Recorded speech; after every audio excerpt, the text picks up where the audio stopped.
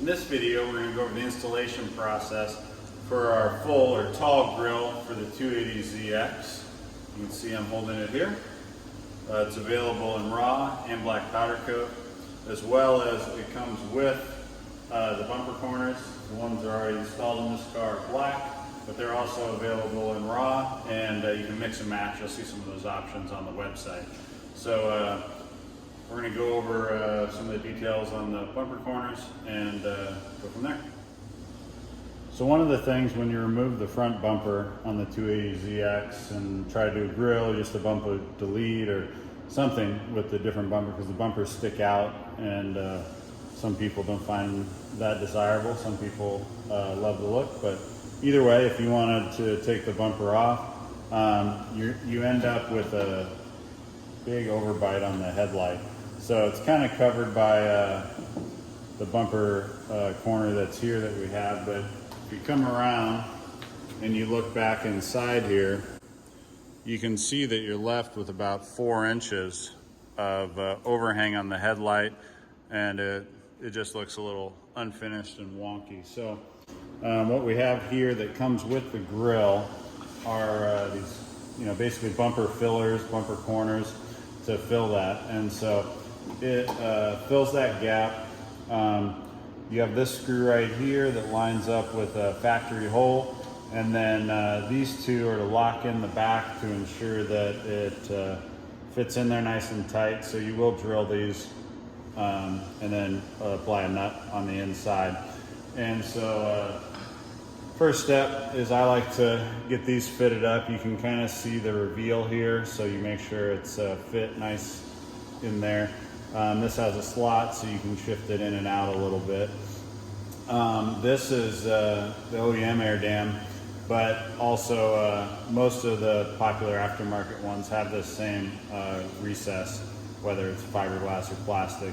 Most of them match that. So if you're looking to put it on an aftermarket air dam, take a look at that. So now that we have the bumper filler corners in, these, if you can see, they're already powder coated black and installed, but we have these lower brackets that help hold the bottom of the grill in place. As well as I wanted to point out the opening. So this is the OEM metal air dam, but most of the aftermarket air dams have this mimicked shape, which will allow similar fitment. So if you're thinking about putting this on with your aftermarket air dam, just kind of take a look at some of these features and make sure that your air dam can accommodate this. But most of them that I've seen are very similar on the inside, so that way you can still fit the bumper and the plastic and all the other bits and pieces. So like I said, most of them are very similar.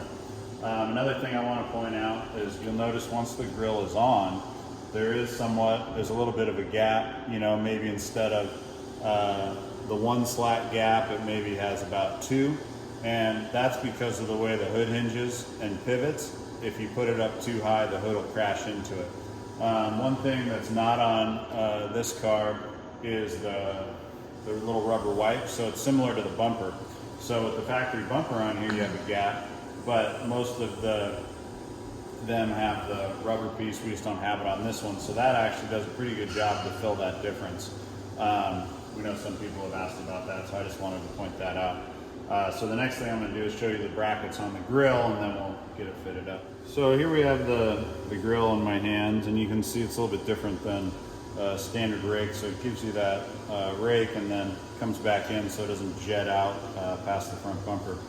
And if it came straight down, then you'd have a big gap at the bottom. So this is the way we're able to accommodate that. It also comes with these 2 brackets. There's one on this side and there's one on the other side. These are slotted, they adjust up and down. Same with these, they adjust in and out. And so they're sitting in place on here. This is one method of installation. So you put them on here first, and then the little bumper corners have to go in between behind the grill slat and on top of this, and then we'll bolt through there.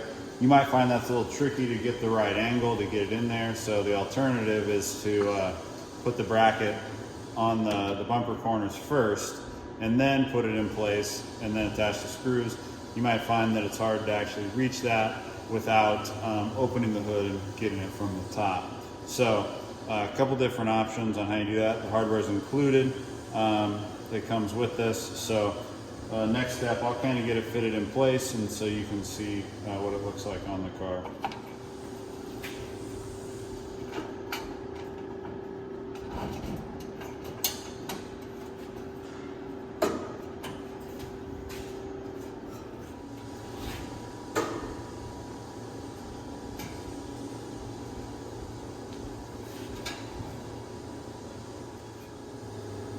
Okay, so I just have the grill sitting in place. You can kind of see I don't even have hardware in here yet. And you know, you just got to be careful it doesn't pop out, but it stays pretty good. So if you kind of look here, not the very bottom slat, but the next slat up, it has these slotted holes. And that grill slat, I like to put on top of those brackets. So that way, it gives you a good height.